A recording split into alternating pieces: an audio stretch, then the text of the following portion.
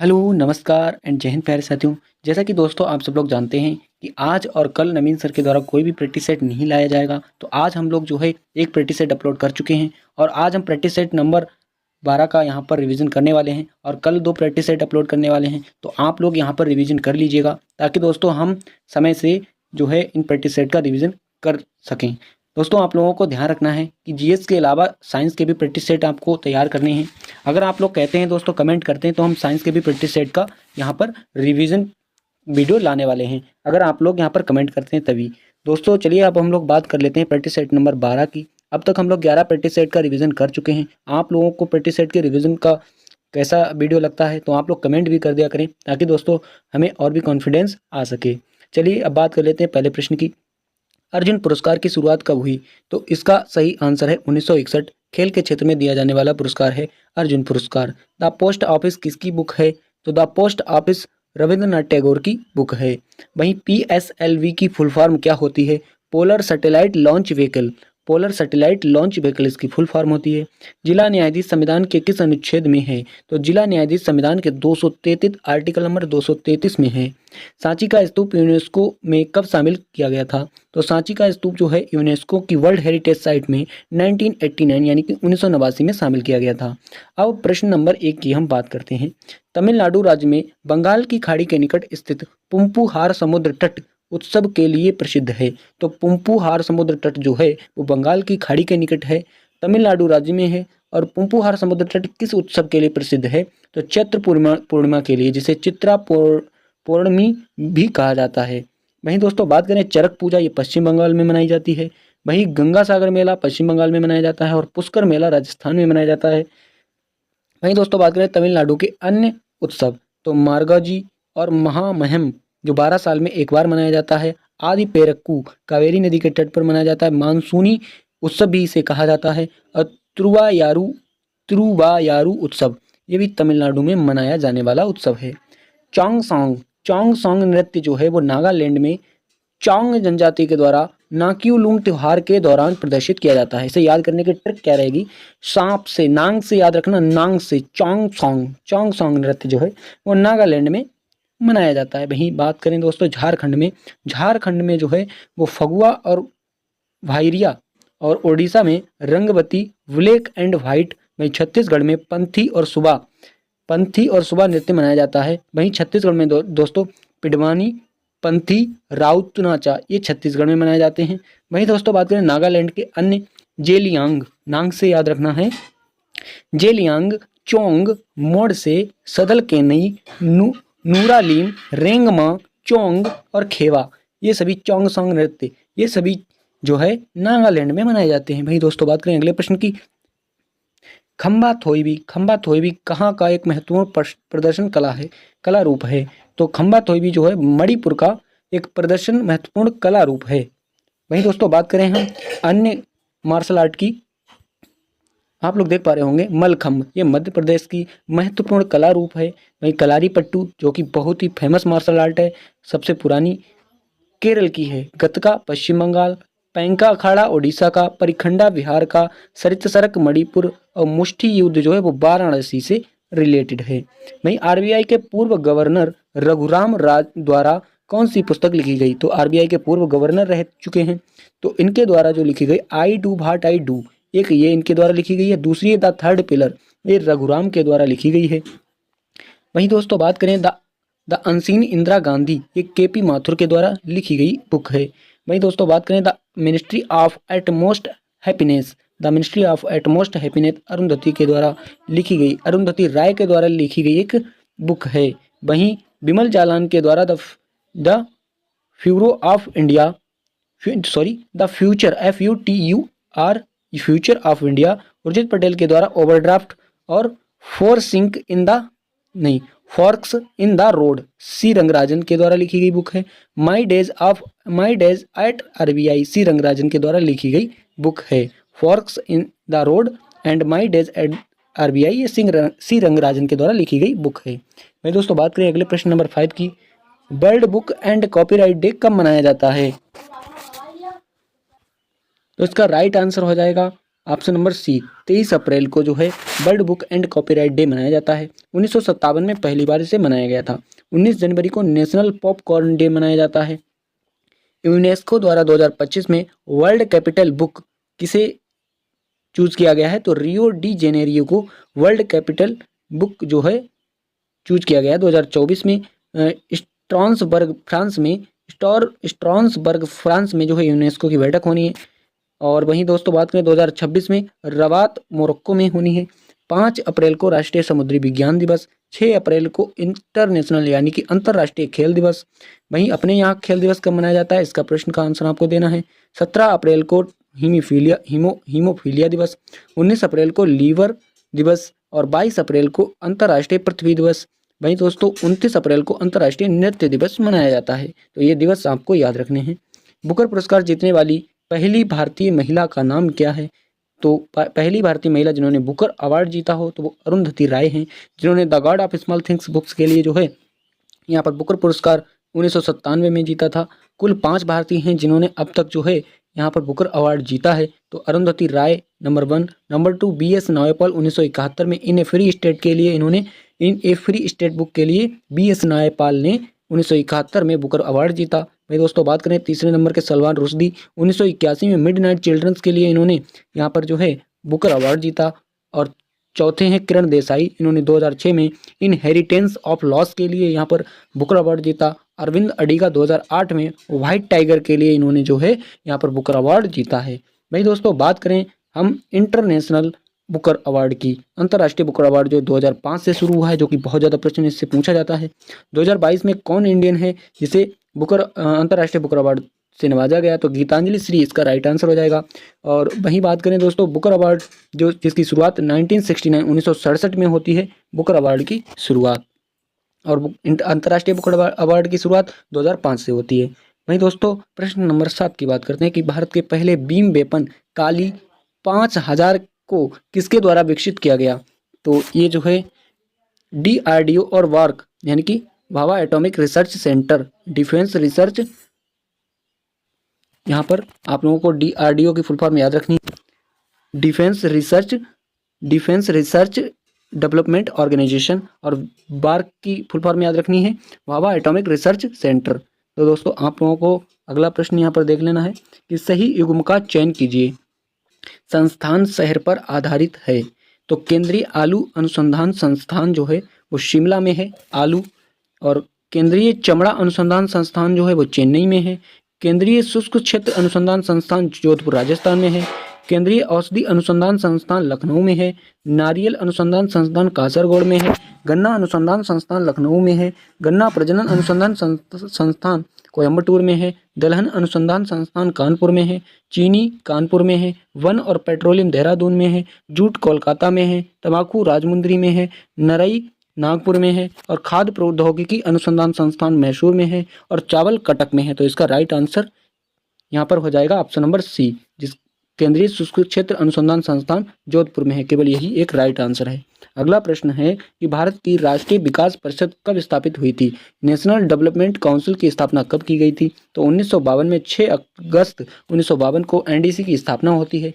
केसी नियोगी आयोग की सिफारिश पर इसकी स्थापना होती है। पहले वित्त कमीशन के अध्यक्ष केसी नियोगी ही थे। केसी नियोगी पहले वित्त कमीशन के अध्यक्ष थे। तो इस NDC यानी कि नेशनल डेवलपमेंट प्रोग्राम काउंसिल के जो अध्यक्ष होते हैं वो प्रधानमंत्री होते हैं, जिसकी स्थापना योजना आयोग के द्वारा की गई थी। योजना आयोग जिसकी स्थापना 15 मार्च 1950 को होती है और इसे भंग 13 अगस्त 2014 को किया जाता है। इसके स्थान पर जो है नीति आयोग आता है और ये 1 जनवरी 2015 को यहाँ पर जो नीति आयोग की स्थापना की जाती है, जिसके अध्यक्ष प्रधानमंत्री नरेंद्र मोदी रहे पहले, और भारत सरकार का थिंक टैंक कहलाता है नीति आयोग। वहीं अगला प्रश्न है कि भारतीय संविधान का कौन सा अनुच्छेद पंचायत की शक्तियों, प्राधिकार और उत्तरदायित्वों से संबंधित है? कि 243 जी, जो जी करेगा भाई उसी के पास क्या होगी? पंचायत की शक्तियाँ। जो हाँ जी करेगा उसी के पास क्या होंगी? शक्तियाँ। इस तरह से आप लोग इस आर्टिकल को याद कर सकते हो। वहीं दोस्तों बात करें आर्टिकल 243 से 243 ओ तक पंचायत के बारे में यहाँ पर बात करी जाती है। आर्टिकल 243 में पंचायत की परिभाषा, 243 ए असेंबली यानी कि ग्राम सभा, असेंबली यानी सभा। बी 243 बी में क्या है? गठन, बी फॉर गठन। और सी फॉर संरचना, सी फॉर संरचना है आर्टिकल 243 सी में, सी फॉर संरचना है। आर्टिकल 243 डी फॉर आरक्षण, डिफेंस, रक्षा किसकी, आरक्षण करने की, आरक्षण, रक्षा, आरक्षण आप लोग इन वर्डों से याद कर सकते हैं के। और 243 के में क्या है, पंचायत चुनाव, पंचायत चुनाव। वही दोस्तों बात करें आगे, प्रश्न नंबर 11, निम्न में से किसका संबंध भारतीय संविधान के 73वें संशोधन से है। तो ये 73वां संविधान का संशोधन 1992 में हुआ था, जो कि पंचायत से रिलेटेड है, पंचायत से, जिसके द्वारा भाग 9 को जोड़ा गया था, 11वीं अनुसूची जोड़ी गई थी, जिसमें कुल 29 विषय हैं 11वीं अनुसूची में।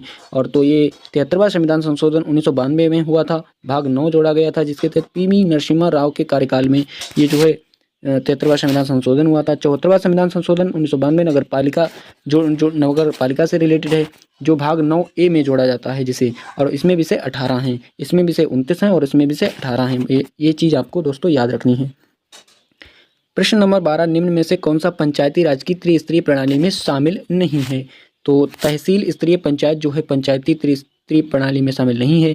ग्राम स्तरीय पंचायत, जिला स्तरीय पंचायत और ब्लॉक स्तरीय पंचायत जो है यहाँ पर पंचायती त्रिस्तरीय प्रणाली में शामिल है। वहीं दोस्तों बात करें कि त्रिस्तरीय प्रणाली बलवंत राय मेहता, जिन्होंने 1957 में जो आई थी, उन्होंने यहाँ पर त्रिस्तरीय प्रणाली दी थी, जो ग्राम स्तरीय पंचायत, जिला और ब्लॉक, ग्राम, जिला और ब्लॉक, या इस तरह से याद करना, जिला, ब्लॉक और ग्राम के आधार पर यहाँ पर इन्होंने त्रिस्तरीय प्रणाली बताई थी पंचायत की। वहीं दोस्तों बात करें अशोक मेहता, जो कि 1978 में इनकी पंचायत, इनका जो है ये 1978 में आयोग आता है। अशोक मेहता समिति के द्वारा 2 स्तर पर पंचायत स्तरीय पंचायत प्रणाली स्टार्ट की गई। इन्होंने बताया था कि केवल ग्राम स्तरीय पंचायत और जिला स्तरीय पंचायत। तो पूछा जाता है कि अशोक मेहता के द्वारा निम्न में से कौन सी स्तरीय पंचायत प्रणाली नहीं बताई गई थी, तो ये ब्लॉक हो जाएगा उसके लिए। अगला प्रश्न है कि मराठों ने किस सन में अहमद शाह अब्दाली से पराजित होकर सत्ता खो दी। तो मराठों ने 1761 में अहमद शाह अब्दाली से पराजित होकर सत्ता खो दी थी। पानीपत का प्रथम युद्ध 1526 में हुआ था, इब्राहिम लोदी और बाबर के मध्य, जिसमें जो है यहाँ पर इब्राहिम लोदी का जो है अंत हो जाता है और लोदी वंश का अंत हो जाता है, क्योंकि ये लोदी वंश का अंतिम शासक था, और बाबर की जीत हो जाती है, जहाँ से 1526 ईस्वी से मुगल शासन की शुरुआत होती है। पानीपत का दूसरा युद्ध होता है 1556 ईस्वी में, अकबर और हेमू के मध्य होता है, जिसमें अकबर की विजय होती है। पानीपत का तीसरा युद्ध 1761 में होता है, मराठा और अहमद शाह अब्दाली के मध्य, जिसमें सदाशिव राव भाऊ और विश्वास राव मराठों की तरफ से युद्ध लड़ते हैं, और उधर अहमद शाह अब्दाली युद्ध लड़ता है, जिसमें अहमद शाह अब्दाली की विजय होती है। 1761 में मराठों ने जो है अहमद शाह अब्दाली से पराजित होकर सत्ता खो दी थी। तो अगला प्रश्न है, निम्नलिखित में से किसने कलकत्ता यूनिटेरियन सोसाइटी की सह स्थापना की थी और ब्रह्म समाज का गठन किया था। तो इसकी स्थापना जो है कलकत्ता यूनिटेरियन सोसाइटी की स्थापना 1821 में होती है। तो राजा राम मोहन राय ने जो है ब्रह्म समाज की स्थापना की थी और कलकत्ता यूनिटेरियन सोसाइटी के सह संस्थापक भी रहे थे। और हिंदू कॉलेज की स्थापना उन्होंने 1817 ईस्वी में कलकत्ता में की थी, राजा राम मोहन राय। अगला प्रश्न हमारा हो जाएगा प्रश्न नंबर 14। प्रश्न नंबर 14 क्या कह रहा है कि यंग बंगाल आंदोलन किसके द्वारा शुरू किया गया था। तो हेनरी लुई विवियन डेरोजियो के द्वारा शुरू किया गया था, जो 1826 में कलकत्ता आए थे और उन्होंने हिंदू कॉलेज में अंग्रेजी साहित्य और इतिहास के शिक्षक के रूप में कार्य भी किया था। वहीं दोस्तों बात करें हेनरी लुई विवियन डेरोजियो, तो आप लोग केवल डेरोजियो से याद कर सकते हैं, हेनरी लुई डेरोजियो 1826 से 31 इनका जो है 1826 में इनकी जो है 1826 से 31 हिंदू कॉलेज के अध्यापक रहे ये। और एशियाटिक सोसाइटी की स्थापना 1784 ईस्वी में विलियम जोन्स ने की थी। ये भी पॉइंट आपको ध्यान रखना है, एशियाटिक सोसाइटी की स्थापना। अगला प्रश्न है कि प्रार्थना समाज, जिसे धार्मिक और सामाजिक सुधार के लिए काम करने वाली एक संस्था के रूप में मान्यता दी गई, की स्थापना 1867 में किसके द्वारा की गई। तो आत्माराम पांडुरंग के द्वारा जो है प्रार्थना समाज की स्थापना की गई। कहाँ की गई थी, बॉम्बे में की गई थी। कब की गई थी, 1867 ईस्वी में। भाई दोस्तों हम बात करें अगले प्रश्न की। अगले प्रश्न में कुछ पॉइंट हैं दोस्तों, क्या पॉइंट हैं वो आप लोगों को ध्यान रखना है कि रामकृष्ण मिशन की स्थापना 1897 ईस्वी में विवेकानंद के जी द्वारा की गई थी। रामकृष्ण कौन थे, विवेकानंद जी के गुरु थे। और इन रामकृष्ण मिशन जी की पत्नी कौन थी, माँ शारदा जो थी इनकी रामकृष्ण जी की पत्नी थी।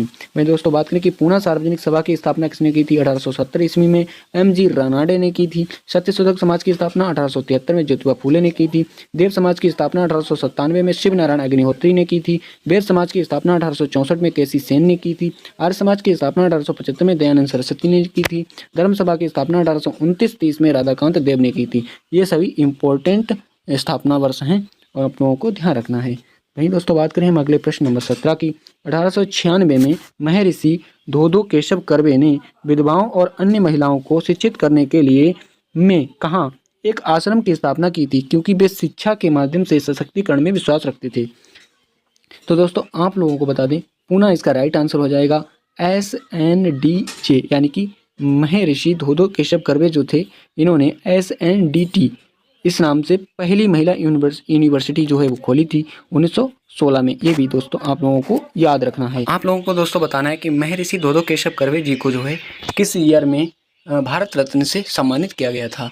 अगला प्रश्न हम लोग जान लेते हैं कि रोहिंग्या निम्नलिखित में से किस देश से एक जातीय समुदाय से रिलेटेड हैं, यानी कि रोहिंग्या निम्नलिखित देशों में से किसके एक जातीय समुदाय हैं। तो इसका राइट आंसर हो जाएगा म्यांमार। बद्दू जो है वो ईरान और इराक में समुदाय देखने को मिलता है। वहीं बांग्लादेश में चकमा और जूलू दक्षिण अफ्रीका में, एस्किमो नॉर्थ यूएसए में, और बुरामन कालाहारी में, और मसाई केन्या और तंजानिया में देखने को समुदाय मिलता है। अगला प्रश्न है कि विश्व में गेहूं का सबसे बड़ा उत्पादक देश कौन सा है। तो इसका राइट आंसर चीन हो जाएगा। सेकंड नंबर पर भारत है, तीसरे नंबर पर रूस और चौथे नंबर पर यूएस अमेरिका है। एक गन्ना का सबसे बड़ा उत्पादक देश कौन सा है, तो ब्राज़ील इसका राइट आंसर हो जाएगा। कॉफ़ी भी उत्पादन ब्राज़ील पहले नंबर पे है। भारत की रैंक इसमें गन्ना उत्पादन में दूसरी है। दूध उत्पादन में भारत की पहली रैंक है। फल उत्पादन में चीन पहला, दूसरा नंबर भारत का है। सब्जी उत्पादन में चीन पहला, भारत दूसरे नंबर पर है सब्जी उत्पादन में। भाई दोस्तों बात करें कि डेटम पृष्ठ से ऊपर समान ऊंचाई वाले बिंदुओं को जोड़ने वाली रेखा क्या कहलाती है। तो ये जो है समोच्च रेखा कॉन्टोर लाइन कहलाती है। अगला प्रश्न है 21, निम्नलिखित में से कौन सी जल संधि अंडमान और निकोबार द्वीप समूह को अलग करती है। तो 10 डिग्री चैनल जो है अंडमान और निकोबार द्वीप समूह को अलग करती है। मिनिकॉय और मालदीव 8 डिग्री चैनल को अलग करती है। हिडेनबर्ग जल संधि जर्मनी और पोलैंड को अलग करती है। और वहीं दोस्तों यूएन में शामिल होने वाला पोलैंड जो है 51वां देश है। वहीं दोस्तों आपको ध्यान रखना है 9 डिग्री चैनल जो है जल संधि ये लक्षद्वीप और मिनिकॉय को अलग करती है। ग्रेट चैनल सुमात्रा और निकोबार को अलग करता है। 11 डिग्री चैनल अमनदीप और कन्नौर को अलग करता है। वहीं दोस्तों बात करें हम, अगला प्रश्न हमारा है 20 पॉइंट प्रोग्राम TPP भारत सरकार द्वारा में शुरू किया गया था, जिसे 20 सूत्री कार्यक्रम भी कहा जाता है। तो आप लोगों को ध्यान रखना है 1975 में ये स्टार्ट किया गया था। 5th 5 ईयर प्लान यानी कि पंचवर्षीय योजना, 5वीं पंचवर्षीय योजना चल रही थी, जिसका कार्यकाल रहा 1974 से 78। ये कभी भी पूर्ण न होने वाली पंचवर्षीय योजना है 5वीं पंचवर्षीय योजना। इसी पंचवर्षीय योजना में गरीबी हटाओ का नारा भी दिया गया था। 5वीं पंचवर्षीय योजना का लक्ष्य था 4.4%, लेकिन प्राप्ति कितनी होती 4.8% की। और 5वीं पंचवर्षीय योजना में MNP यानी कि मिनिमम नेसेसरी प्रोग्राम यानी कि न्यूनतम आवश्यकता कार्यक्रम भी स्टार्ट किया गया था। भारतीय राष्ट्रीय राजमार्ग प्रणाली की स्टार्ट की गई थी। 1975 में विद्युत आपूर्ति संशोधन अधिनियम भी स्टार्ट किया गया था। तो अगला प्रश्न है हमारा, भारत में उदारीकरण, निजीकरण और वैश्वीकरण की शुरुआत किस वर्ष हुई थी। यानी कि liberalisation, privatisation and globalisation LPG की शुरुआत कब की गई थी। तो 1991 ये बड़ा ही इंपॉर्टेंट पॉइंट है। प्रेसिडेंट उस समय थे R वेंकटरमन। PM कौन थे, नरसिम्हा राव। फाइनेंस मिनिस्टर कौन थे, मनमोहन सिंह। RBI गवर्नर कौन थे, S वेंकटरमन। तो ये पॉइंट आपको याद रखना है। 2 जुलाई 1991 को है लिबरलाइजेशन, प्राइवेटाइजेशन एंड ग्लोबलाइजेशन होता है, यानी कि LPG की शुरुआत होती है। 8वां 5 ईयर प्लान चल रहा था, जिसकी कार्यकाल था 8वें 5 ईयर प्लान का 1992 से 97। सुधारों की प्रक्रिया भी इसी वर्ष अपनाई गई थी। भाई दोस्तों बात करें हम अगले प्रश्न की। अगले प्रश्न से चलने से पहले आप लोगों को बता दें कि 5 ईयर प्लान आप लोगों को बहुत ही इंपॉर्टेंट तरीके से याद कर लेने हैं। अगला प्रश्न है हमारा प्रश्न नंबर 24 कि भविष्य निधि के संदर्भ में UAN का पूर्ण रूप क्या है। तो UAN यूनिवर्सल अकाउंट नंबर। और वहीं दोस्तों बात करें सार्वभौमिक खाता संख्या, इसकी हिंदी हो जाएगी PAN का पूर्ण रूप परमानेंट अकाउंट नंबर, जिसमें 10 डिजिट होते हैं। वहीं दोस्तों बात करें ATM, जिसमें 16 डिजिट होते हैं। GST यानी कि GSTIN, इसमें 15 डिजिट होते हैं यानी कि GST में। और आधार में 12 डिजिट होते हैं, 12 डिजिट होते हैं। भाई दोस्तों बात करें EPFO, इसकी स्थापना 1952 में होती है, जिसका हेडक्वार्टर नई दिल्ली में है। इसे कहते हैं employees provident fund organisation. EPFO act कब आता है, 1952 में एक्ट आता है, 1952 में ही इसकी स्थापना होती है। अगला प्रश्न है हमारा प्रश्न नंबर 24। प्रश्न नंबर 24 है कंप्यूटर रजिस्टरों में MAR का पूर्ण रूप क्या है। तो मेमोरी एड्रेस रजिस्टर MAR का पूर्ण रूप है। ROM का पूर्ण रूप क्या है और RAM का पूर्ण रूप क्या है। ROM RAM इन दोनों का आपको जरूर ऑप्शन में कमेंट में बताना है। MDR का पूर्ण रूप मेमोरी डाटा रजिस्टर होता है। IR का पूर्ण रूप इंडेक्स रजिस्टर होता है। MBR का पूर्ण रूप मेमोरी बफर रजिस्टर होता है। भाई दोस्तों बात कर लेते हैं हम अगले प्रश्न यानी कि अपने होमवर्क के बारे में। होमवर्क में क्या है कि सबसे छोटी मेमोरी इकाई कौन सी। तो आप लोगों को दोस्तों याद रखना है बिट जो होती है वो सबसे छोटी मेमोरी की इकाई होती है। तो इस तरह से दोस्तों आप लोगों को ये प्रैक्टिस सेट कैसा लगा कमेंट जरूर करिएगा। मिलते हैं अगले प्रैक्टिस सेट में, तब तक के लिए जय हिंद।